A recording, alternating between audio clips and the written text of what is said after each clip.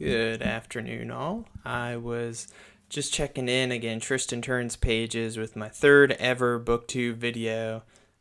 Last video highlighted some of the books I have read and really enjoyed this past 6 months of the year.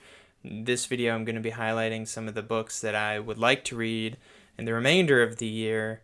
And so let's get started. First up is Sunrise on the Reaping, Suzanne Collins. I'm sure me and so many others have this book on their TBR lists for this year. It has been sweeping the nation. Suzanne Collins still at it. Thought she was done after the Hunger Games series, but continues to profit off of movies and churn out, I think, pretty decently good books. This one certainly has had some really good reviews, and so excited to read, again, Sunrise on the Reaping.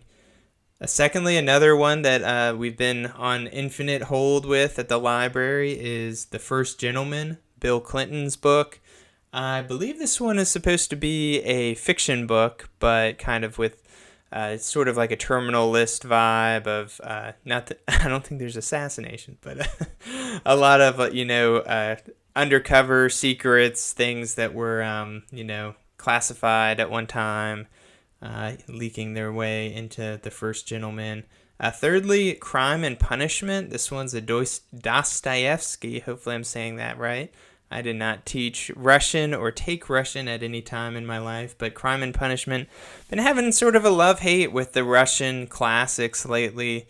So far this year, it has been really hard and at the same time really satisfying and rewarding to read some of these.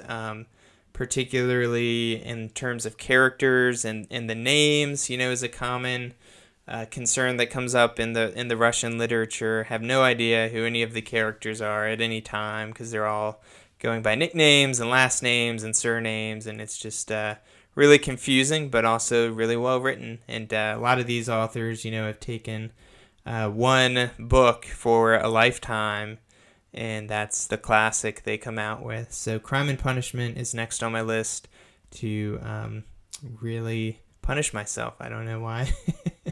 But the fourth on the list is When People... this is a sharp turn. When People Are Big and God is Small by Ed Welch. That's just a book I've heard tossed around.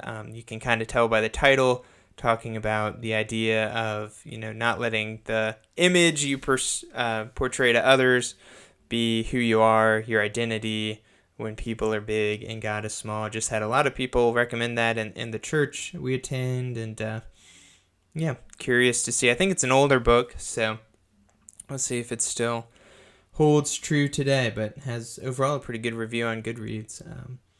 Lastly, number 5, Careless People. That is a hard one to find. May have to come up with a P.O. box, so a loyal listener could send me that one. But Careless People is by Sarah Wynne Williams.